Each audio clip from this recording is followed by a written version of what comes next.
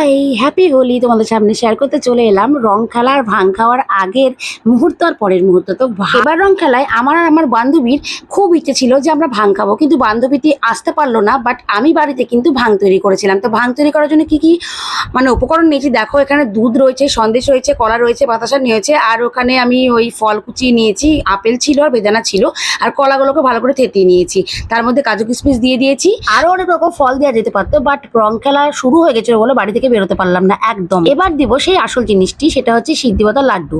তবে সিদ্ধি পাতা বেটে দিলে ভালো হতো, কিন্তু সিদ্ধি পাতা এখানে তো পাওয়া যায় না, সেই জন্য এই লাড্ডু পাতা বেটে করলেই বেশি নেশা হয় শুনেছি, কিন্তু যেহেতু পেলাম না তাই জন্য এটা দিয়ে করলাম। তো লাস্ট অব দিয়ে দেখো ভাং খেয়ে আবার 50 মিনিট পর আমার যা অবস্থা হয়েছিল জানি না ফিলিংসটা কি করে বোঝাবো তোমাদের, কার কার এরকম ফিলিংস হয়েছে। আমার তো প্রচন্ড হাসি পেয়েছে আর প্রচন্ড খিদে পাচ্ছিল, আজকেও আমার মাথা ঝিমঝিম করছে। তো তোমাদের কেমন অনুভূতি হয়েছে অবশ্যই কিন্তু শেয়ার করো। টাটা।